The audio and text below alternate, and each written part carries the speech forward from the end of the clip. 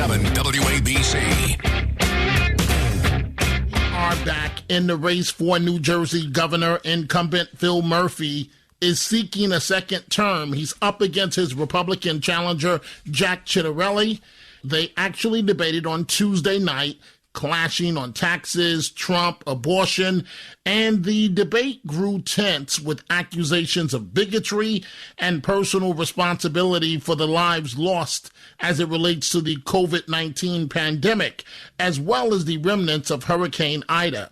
Joining us is someone who sat down with each candidate one-on-one, and that is the great Steve Adubato, the Emmy Award-winning anchor of State of Affairs, which airs on public broadcasting. He's also the author of the book Lessons in Leadership. Thank you so much for joining us, Steve. Dominic, as always, an honor and a pleasure to be with you and your WABC audience. And we greatly enjoy talking with you. So let's start. I want to talk about your one-on-ones first. Let's start with Governor Murphy. Now, part of your one-on-one interview that you did with him is on the topic of COVID-19. Before we play it, actually set up what we're about to listen to. Well, I was really one of the most pressing issues was about the very tough decisions that the governor made, that he had to make. He chose to go a certain way, but he had to face the issue early on of closures and restrictions and the impact on business. I mean, I'm a business person, and so many other small business people out there were affected by this, and the governor had to make some decisions about that, a lot of businesses were hurt. A lot of people lost jobs. He argued that it was a question of public safety, and I asked, and he answered, and there it is. Okay, so let's go ahead and actually listen to your one-on-one with New Jersey Governor Phil Murphy.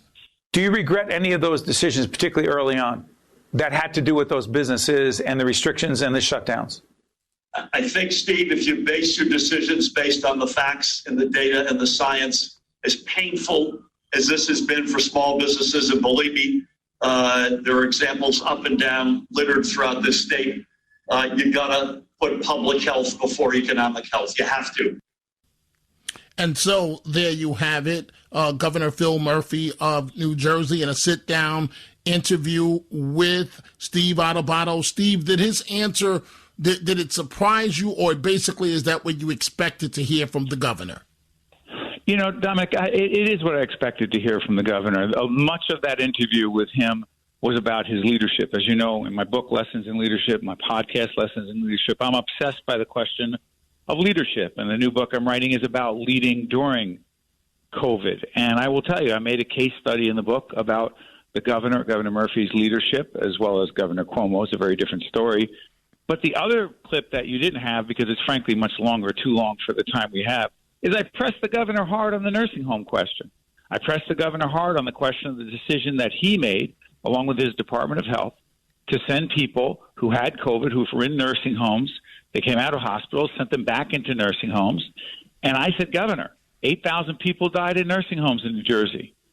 Do you regret it? Do you wish you could have done it again? No, he said it was the nursing homes. They told us that they could separate people. It was on them. They gave us their word. And I'm thinking to myself, they gave you your word. Why couldn't and why didn't your administration guarantee and get it committed that they were doing the right thing and protecting people? And he never, not only doesn't he take responsibility, with all due respect, he said it wasn't a mistake per se. And I totally disagree with him. So, Steve Adubato, explain this to me. A lot of folks have questioned why Murphy in New Jersey basically didn't face the exact type of hard scrutiny that Cuomo did in New York as it relates to COVID-19. He faced some, Dominic, you're right, not nearly as much, but here's the biggest difference. As much as I seriously question the governor's decision, and by the way, I'm not saying if I were governor I would have known exactly what to do, but to say it wasn't a mistake in retrospect, knowing what they knew later on, is really bothersome to me and I'm sure a lot of other people. With Andrew Cuomo, he did the same thing, but when you undercount, you're counting, you talk about numbers, these are people's lives. They undercounted the number of people with COVID who died in nursing homes by thousands and thousands and thousands. And his chief of staff says because it looked bad to the federal government and to voters. I mean, that's sickening. So compared to Murphy, who I believe made a mistake, Cuomo did something that was unethical, immoral, and despicable. That's the big difference. Well, and Cuomo, of course, for a different reason, is the sexual harassment allegations, is no longer the governor. At the debate the other night, the two did agree on one thing. Each candidate pledged not to raise taxes if elected to lead the state for the next 4 years. You find that funny? That's funny, Dominic. That's funny. That's funny. I mean, I find that hysterical. Listen, here's the thing. And believe me, I've got Jack Ciattarelli is someone I've known a long time, and both of them are really good, decent men. I want to say that out of the box. I've interviewed both of them many, many times. And believe me, I've got some strong concerns about Jack Ciattarelli as well. But I'm going to say this about Governor Murphy. Then I'm going to get off him and shift gears. The idea that he said in the debate that he was committing to not raising taxes in the second term if he were elected is laughable. Why? Because his agenda, much of which, Dominic, I agree with. He's expanding pre-K, universal pre-K. He is pushing for free community college. His agenda is very progressive. Some say very far left, some of which, frankly, I believe in. But don't insult my intelligence, Dominic. When the governor says I'm not going to raise taxes because you're going to have to pay that bill. I believe in a lot of these programs, but I also know that the dollars have to be there. And if you're not going to cut something else dramatically, which I don't see the governor talking about in terms of government spending, you better expect the taxes are going to be raised. And that's why I find it pretty funny. But it's just not true. It's not. The math doesn't add up, Dominic. And that's the bottom line, Steve Adubato. If the math doesn't add up, it's going to be a problem. And we are talking with Steve Adubato, the Emmy award-winning anchor of State of Affairs, which airs on public broadcasting. He is also the author of the book Lessons in Leadership. So the next clip, this one is with Republican candidate Jack Ciattarelli, and it's on the issue of climate change. Set this up. Give us some perspective about your one-on-one with Ciattarelli.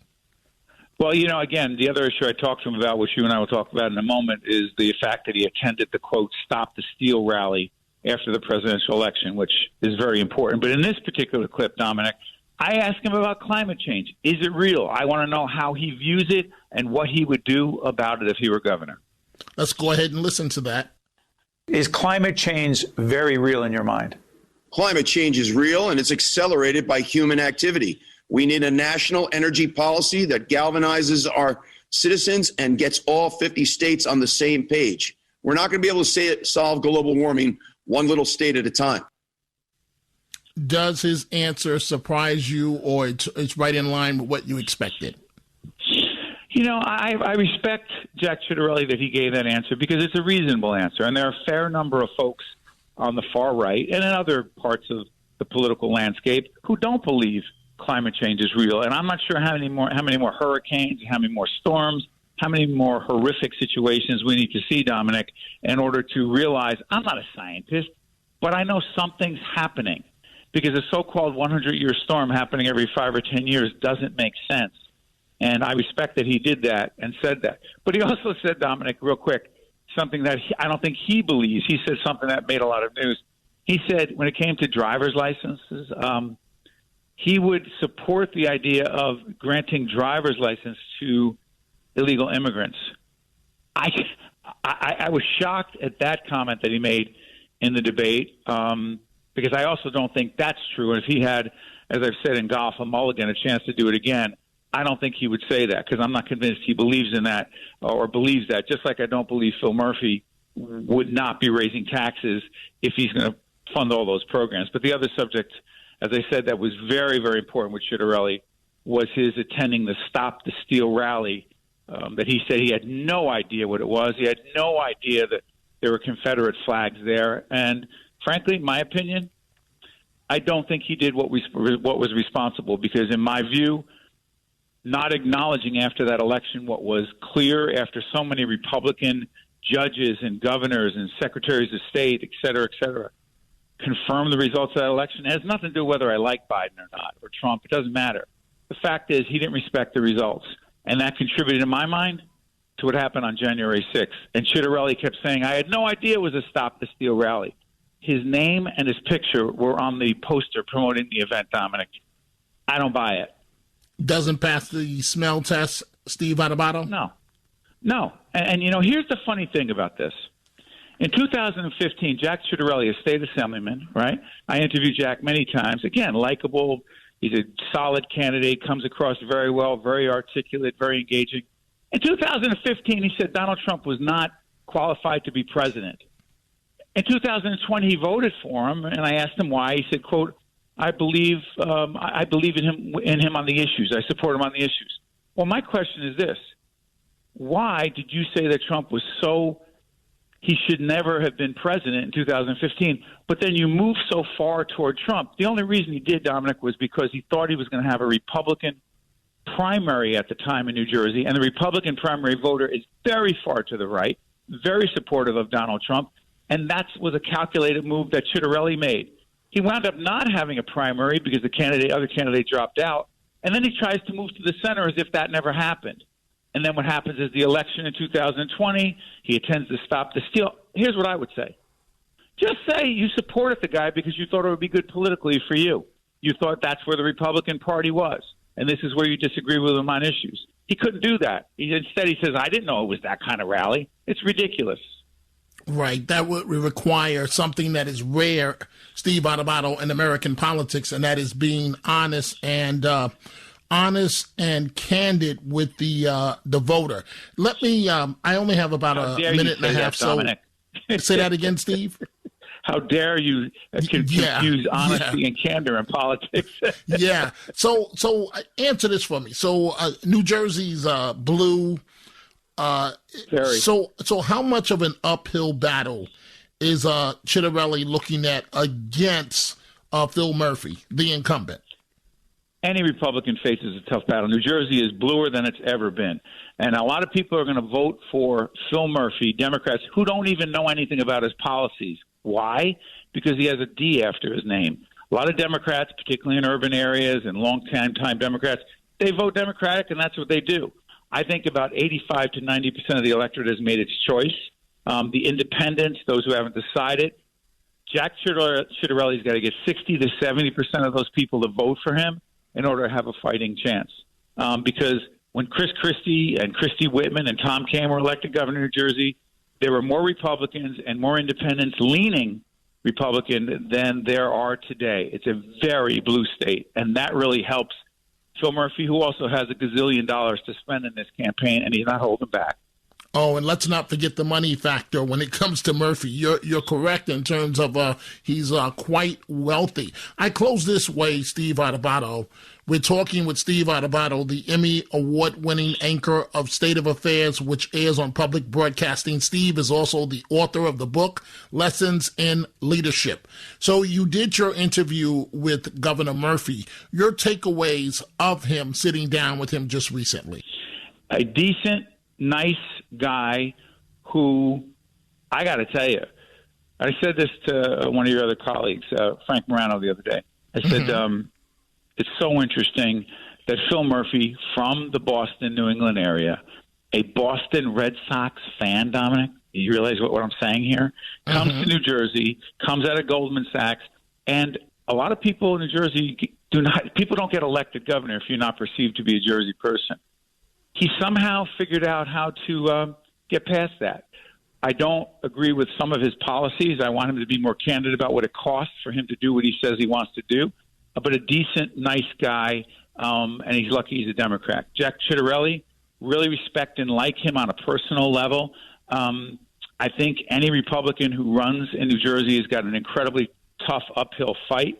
And I hope this race brings out as many people as possible to vote and learn about the issues. Our interviews are running on NJPBS, the New Jersey Public Television Station, tomorrow, on Sunday at 8 o'clock in the morning. And they'll be running over the next several weekends, every Saturday morning on WNET in New York and NJPBS in New Jersey, and they can check out steveadubato.org to find out the full schedule, because they're half-hour in-depth interviews, and they're all on the issues, not about politics and petty stuff. Well, Steve Adubato, the Emmy Award-winning anchor of State of Affairs, which airs on public broadcasting, and of course you have your book, Lessons in Leadership. You are an expert and one of the very best. I know you're modest, but one of the very best at what you do. And thanks for getting that sit-down interview with Governor Murphy. Why do I say that? Because for voters to make informed decisions, we need you to do what you do in the states of New York and the state of New Jersey. Steve Adubato, thank you so much for joining us. And, Dominic, we need you doing what you do every day on the radio you're on, informing people, engaging them, and, as always, being respectful and courteous to everyone, whether you agree or disagree. Thank you, Dominic. Best to you and the WABC family. And thank you, Steve, again, Adubato, PBS Broadcasting.